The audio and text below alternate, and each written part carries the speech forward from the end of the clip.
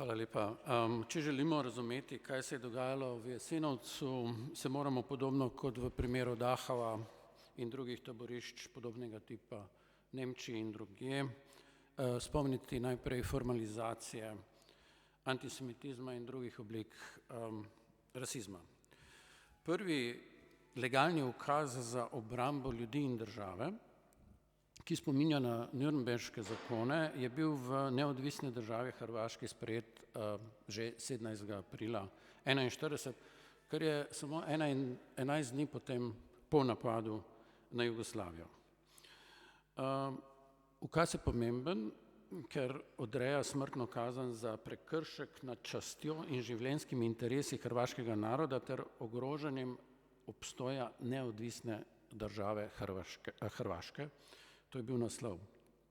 Slaba 2 tedna kasneje je sledil uradni odlok o rasah in uradni odlok o zaščiti arijske krvi in časti hrvaškega naroda.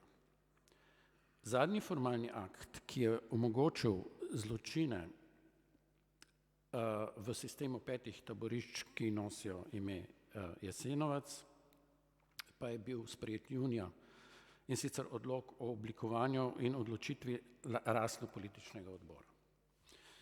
S to formalizacijo, podobno kot v nemškem oziroma nacističnem kontekstu, tudi v tem prostoru bila usoda Judov, Srbov, političnih nasprotnikov in, kot bomo videli, tudi nekaterih Slovencev zapečatena.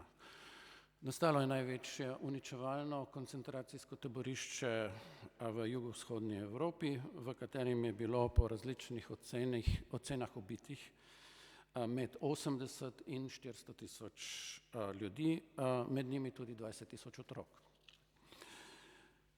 Še pred poletjem tega istega leta, torej 1941, so se začele vrstiti aretacije, prepolni zapori pa so narekovali izgradnjo koncentracijskega taborišča in organizatorji tega so se seveda zgledovali po podobnih ustanovah v Nemčiji, na Češkem, Avstriji in na Poljskem. Čeprav je osrednji del taborišča tako imenovana ciglana oziroma opekarna, slej ko prej dobil tudi svoje primitivni krematorij, so hrvaški klavci večino svojih žrtev zmetali v Savo.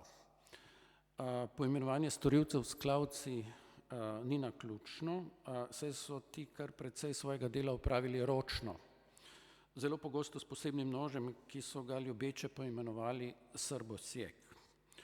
To so počeli prostovoljno, zavestno, zavzeto, pogosto celo strastno in na ta način mnogo čem zadostili vnemi ustanoviteljev NDH, ki so na vsakem koraku ponavljali, da je ni metode, ki je ne bi uporabili, da bi Hrvaško očistili Srbov.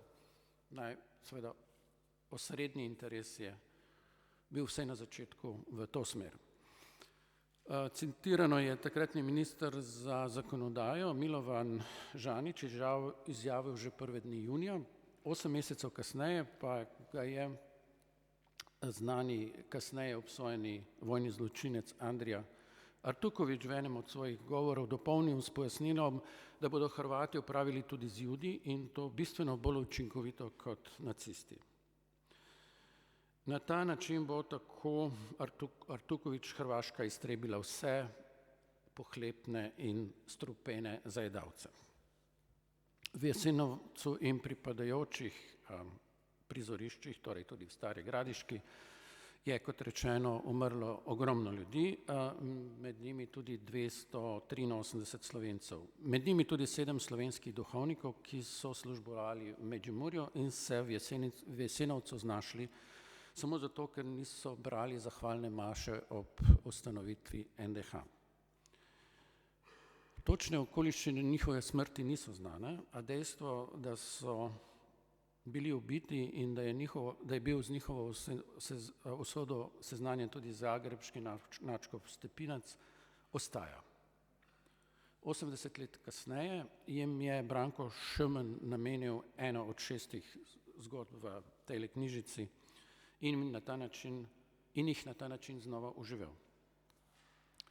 Pogosto slišimo, da zločinov fašizma, nacizma in z njimi povezanih izbruhov lokalnih rasizmov v raznih izvedbah ni mogoče opisati. In to je verjetno res. Res pa je tudi, da so se ljudje, kot je Elie Wiesel, Imre Kertész, Mirjam Steiner in nekateri drugi temu močno pridružili. In sedaj se je temu pridružil tudi Branko Šemen.